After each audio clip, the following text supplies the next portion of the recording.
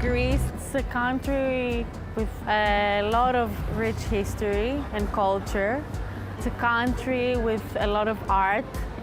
It's a country with beautiful islands, but you know, a lot of people think about Greece as a summer place to visit, but it's actually the mountains and the villages during winter are incredibly cozy and beautiful as well.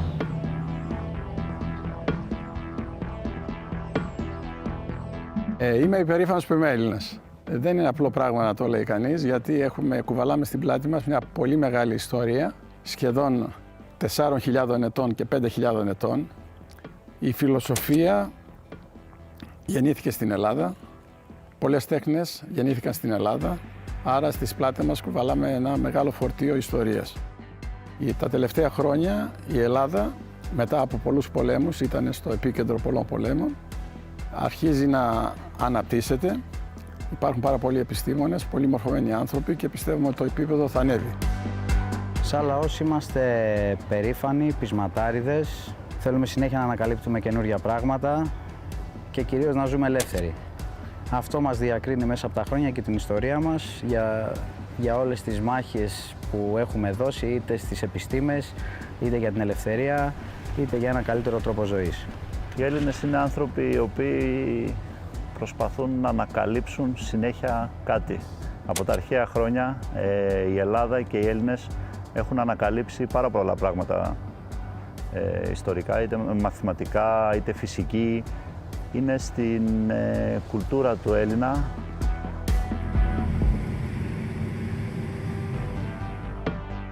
We're not all fighters, but we have that spirit, you know. It's, you know, growing up and knowing that you had all this history back then and all this philosophy and all this mentality.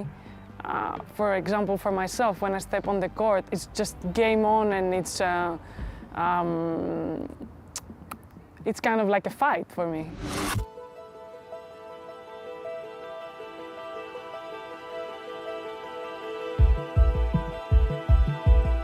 Το φαγητό είναι πάρα πολύ σημαντικό για τον Έλληνα. Δεν είναι μόνο ένας τρόπος του να γεμίσω το στομάχι μου. Είναι ένας τρόπος ζωής.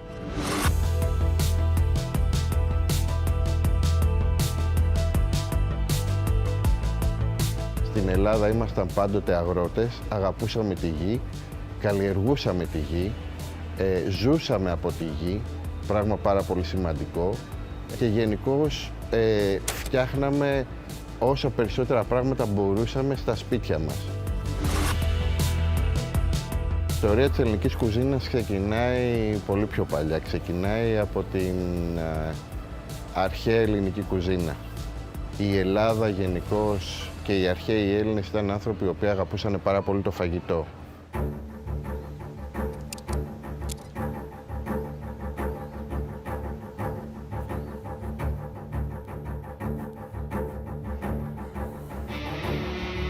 Το πιο αρχαίο πατητήρι που βρέθηκε στην Ελλάδα είναι του 1500 π.Χ.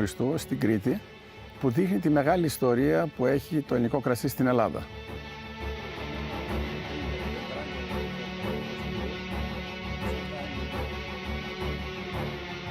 Άλλωστε, είμαστε η μόνη χώρα στον κόσμο που έχουμε κάνει θεό γύρω από το κρασί, το θεό Διόνυσο.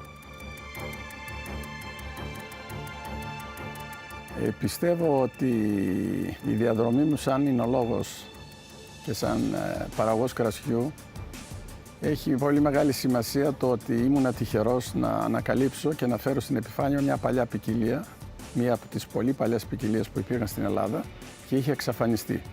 Το όνομά της λέγεται Μαλαγουζιά. Εδώ και 45 χρόνια τη βρήκαμε σε μια κλιματαριά μαζί με κάποιο καθηγητή αμπελογραφίας, τον κύριο Λογοθέτη. Την πολλαπλασιάσαμε σιγά σιγά. Έκανα το πρώτο κρασί το 1978.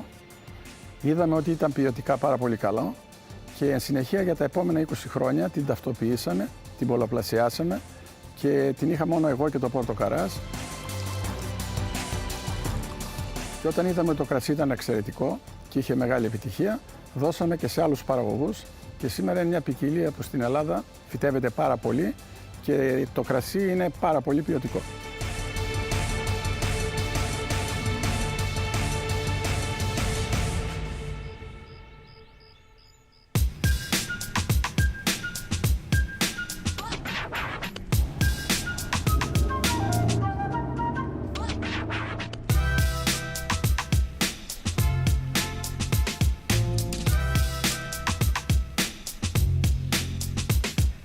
I'm Maria Sakari, I'm from Athens, Greece, then I'm a professional tennis player. Why tennis? That's a good question. You know, since I was a kid, I was very competitive, you know, just stick to it, and I was good actually, so I really liked it, I really enjoyed it, and got some early success when I was like 10, 11 years old. You need to train hard to have a good mentality when you step on the court or in the field, in the pitch, everywhere. So it's a combination of everything. You cannot be lazy and pretend, like, want from yourself to achieve big things. You have to work hard in your mind.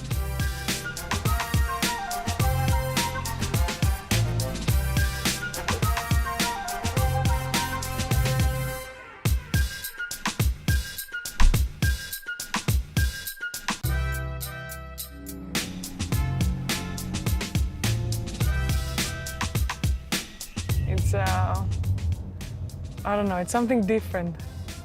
It's like a space car.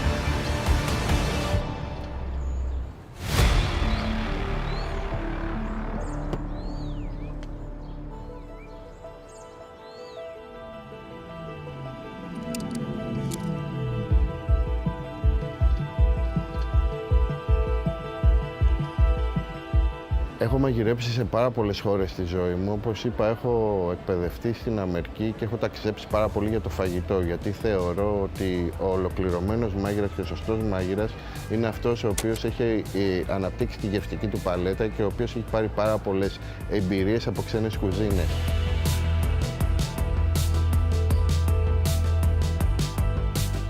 Είναι σημαντικό για μας η ελληνικότητα των πιάτων μας. Είναι σημαντικό για μας να αναδείξουμε τα ελληνικά προϊόντα, όσο οικονομικά και φτωχά κι αν είναι. Είναι σημαντικό για μας να πάρουμε κάτι το οποίο είναι ταπεινό και να το πάμε στο επόμενο επίπεδο. Τα πιάτα μου βασίζονται πάρα πολύ σε αυτό. Βασίζονται στην καθαρότητα της πρώτης ύλης, βασίζονται στις γευτικές αναμνήσεις που είχα πάντα στην πρώτη ύλη, βασίζονται πάρα πολύ στο να ψάξω να βρω καινούργια πράγματα στην ελληνική γη, γιατί τα τελευταία χρόνια έχουμε αρχίσει και καλλιεργούμε πάλι την ελληνική γη, έχουμε νέους αγρότες οι οποίοι δημιουργούν νέες καλλιέργειες με παλιούς σπόρους, ψάχνουν να βρουν τα παλιά και να τα φέρουν στο σήμερα και στο μέλλον.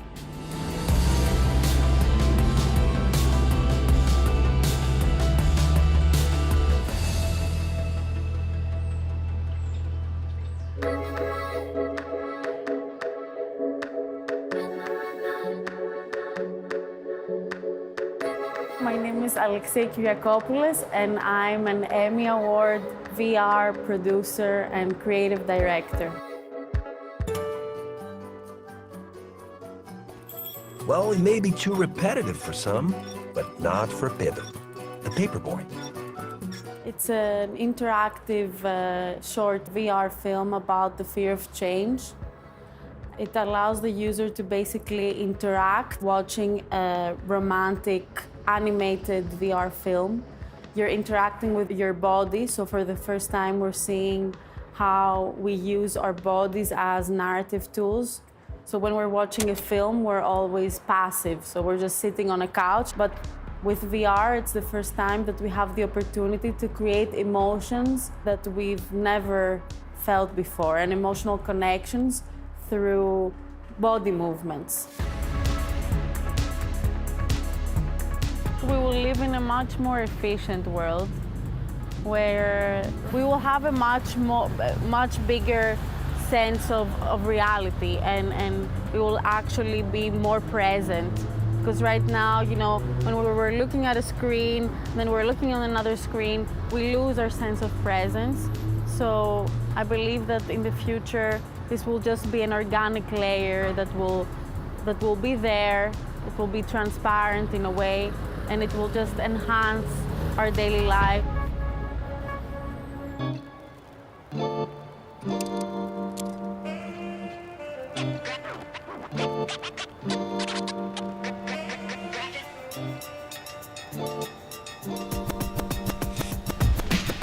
Η θάλασσα για μένα είναι ελευθερία, είναι έντονα συναισθήματα, χτίζεις εμπιστοσύνη στον εαυτό σου, ξεπερνάς τους φόβους σου, ανταγωνίζεσαι.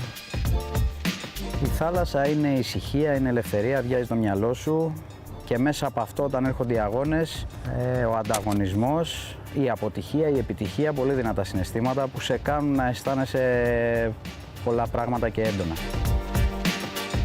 Αυτό που δεν ξέρουν πολλοί για τη χώρα μας είναι ότι εκτός από τα πολύ γνωστά νησιά υπάρχουν και άλλα μικρότερα που έχουν πολύ ενδιαφέρον, γιατί κάθε νησί έχει τη δική του κουλτούρα, το δικό του πολιτισμό να εξερευνήσει κανείς, όπως επίσης ότι είμαστε και μια ηπειρωτική χώρα και εκτός από παραλίες, ήλιο και θάλασσα έχουμε ήλιο, βουνό, δέντρα και απίστευτα τοπία να ευχαριστηθεί ο κάθε επισκέπτης.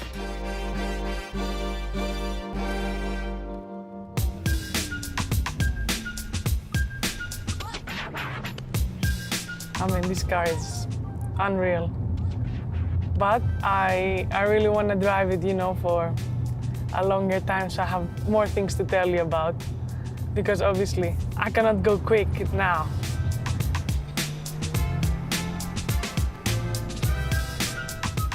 The sound is so nice.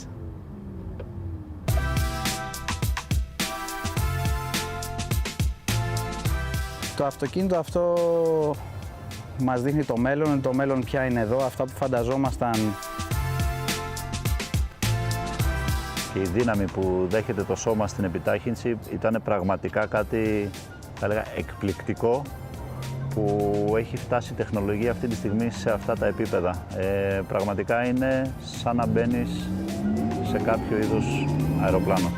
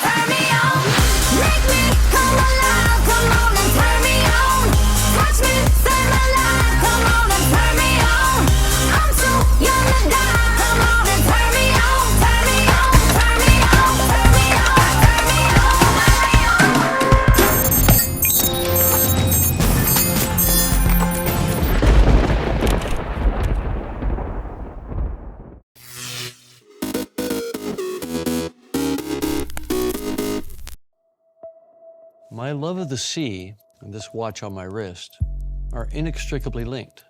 It's a true bond. So what drove me, a man who has little attachment to objects of any kind, to desire a uniquely specific timepiece? Well, let me tell you the story. I grew up revering the great ocean explorers, the pioneers, the adventurers committed to advancing our understanding of the planet. I followed their accomplishments, their courage to venture beyond the edge of their lights. I was drawn to the sea. So I learned to dive, hoping that one day I'd be worthy of being one of them. To this select group, a watch is never just a watch. It's a tool. It's one that must endure what they endure, no matter the depths. One that requires absolute precision and an unparalleled robustness. To this handful of exceptional individuals, that watch has a name. It's the Submariner. It's not merely a watch you own, it's a watch you earn. And it has accompanied me for, to do the math on this, 25 years through arduous expeditions, strenuous film shoots, strenuous Hollywood award ceremonies. But just as I felt the need to earn it, I needed to earn the right to keep it. So I've committed my life to the preservation of ecosystems, to safeguard our planet. And after one such hard-fought and ongoing battle beside the indigenous leader, Chief Raoni of the Kayapo people, I presented a gift. It was to honor the bond that we had built. I took my Submariner off my wrist, I put it on his. It was my history, embodied, now merged with his. In 2012, this watch on my wrist took a journey with me into the deep. My expedition was inspired by the great Jacques Piccard and Don Walsh, who in 1960 were the first to reach the deepest point of our oceans, the Challenger Deep, at the bottom of the Mariana Trench. One of my goals was to return to enable deep ocean science. 52 years later, in March 2012, I did, and Rolex was there with me, just as it had been for Piccard and Walsh. This prototype was designed and built by their engineers from scratch in a mere 8 weeks to follow me to a depth of almost 36,000 feet and face the crushing pressure of 16,000 pounds per square inch. This one was my trusted ally on my wrist, and Rolex also designed one to fit on my submersible's robotic arm. Both the submersible's timepiece and my own had endured through it all, ticking away steadily. Oh, I see the second hand going. Yeah, baby, we are good. And when I surfaced, the story came full circle. To pay homage to Piccard and Walsh, I'd taken this astonishing watch on board my submersible, the Old Lady, the same prototype that these great pioneers had rigged on their bathyscaphe, the Trieste, in 1960. And Don Walsh was there to welcome me on my return. And what I felt is hard to describe. It wasn't about the pride of standing with these great explorers, nor of a vision realized. That warmth, that sense of deep gratification and humility came from the realization that just as they had been the spark that inspired me then, somewhere out there are others I might inspire. Like all Rolex watches, the Submariner and the Deep Sea Challenge were engineered to reach a specific goal, to serve human endeavor, whatever the stakes, whatever the pressure. Now we are faced with new challenges, new frontiers, new times, and there's a new watch built to meet them. Being somewhat of an engineer myself, I think it's a stunning feat. The titanium case, the ring lock system, the helium escape valve, and a host of other state-of-the-art watchmaking breakthroughs make this watch the most pressure-resistant ever made. But even above the engineering wonder that it is, it's the symbolism it perpetuates that speaks volumes about the very nature of the human spirit. We are a curious bunch with a drive to explore and understand, to imagine and to build, passionately, ingeniously. And this Deep Sea Challenge proves that as long as we have that drive, we will always find ingenious ways to go farther and deeper together.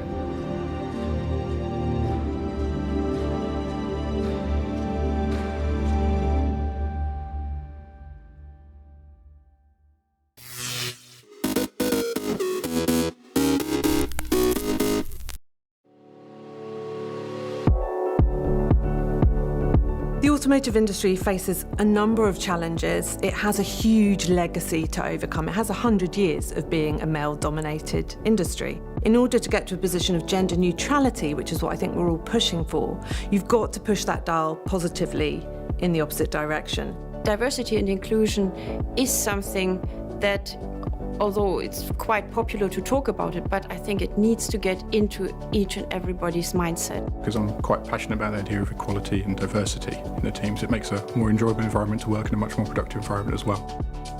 Young women need to be able to see people like themselves in these careers. That's a vital part of outreach activities in general, is to ensure that those young people can see how they could be involved in these careers in the future. I am one of the newest graduates at Bentley. I'm one of the people who's very keen to see more women in automotive, more women in engineering in general, and I would really love to be a part of furthering Bentley's inclusion of women in engineering. I think it's important for Bentley to play an active role in inspiring young women, because we want to increase the number of females that there are within the automotive industry, and being quite a well-known company, it's really important that we advocate that and are at the forefront and help change the industry.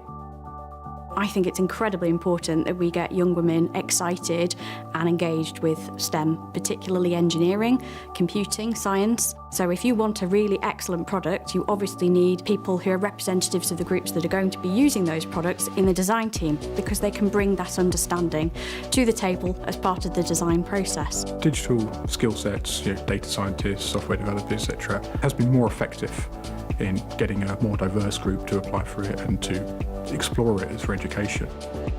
Mentoring is a great opportunity to showcase to women what kind of opportunities are there, maybe outside of your comfort zone. Sometimes people lack confidence, not necessarily capability, but helping, supporting and mentoring somebody can help build that confidence, show them what they can do, show them what they're excellent at. Up until recently, I had never had a formal mentor. They'd always been quite informal, but it was something that helped me build confidence and belief in myself and helped me go for opportunities where I maybe wouldn't have gone for them without that third person and that support.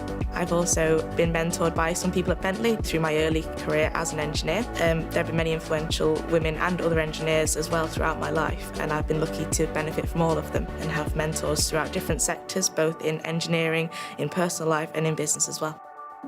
I think Bentley genuinely deserves huge recognition for what it's doing. To my mind, Bentley is one of the few brands who have been out there for years now pushing a diversity and inclusion agenda. They've been thinking with their brand and their products about how to appeal to a more diverse audience and customer base. We see an essential business need for including women and diverse groups into the workforce in order to create multi-perspective view on things, to generate creativity. This is exactly what we need to tackle the challenges ahead of us.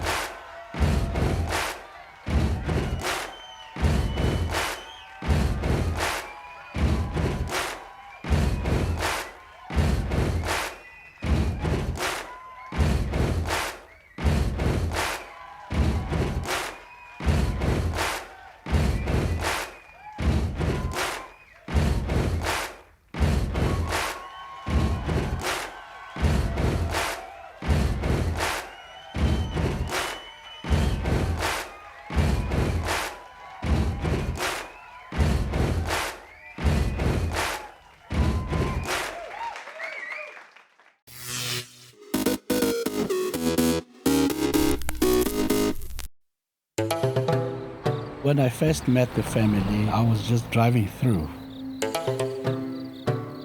Then I came across this painted house. I went in and our relationship started.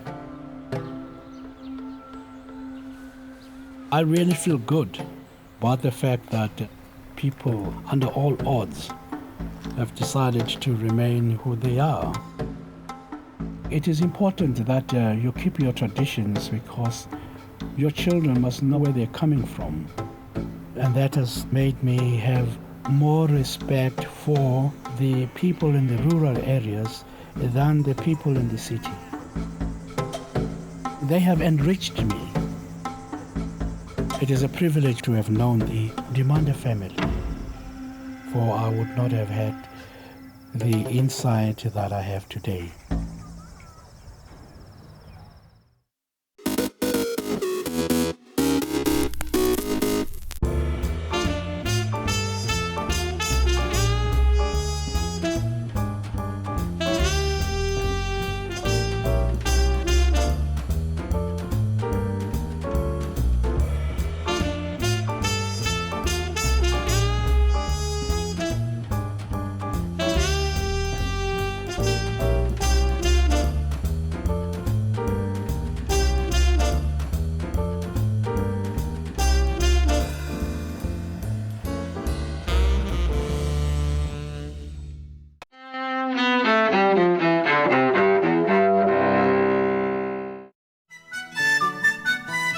January 3rd, 1777. During the Revolutionary War, General George Washington's army routs the British in the Battle of Princeton, New Jersey. That follows Washington and his troops crossing the Delaware River and beating the Hessians in nearby Trenton. 1990. Panama's ousted leader, General Manuel Noriega, surrenders to U.S. forces after taking refuge at the Vatican's diplomatic mission. He's later convicted and sentenced to prison in the U.S. for cocaine trafficking, racketeering, and money laundering. 1967, Jack Ruby, the nightclub owner who fatally shot Lee Harvey Oswald just days after President John F. Kennedy's assassination, dies in a Dallas hospital. And 1892, the precious will be ours. Take note, Lord of the Rings fans. Author J.R.R. Tolkien, creator of the trilogy that found its way to the big screen, is born in South Africa. Today in history, January 3rd. Camille Bohannon, The Associated Press.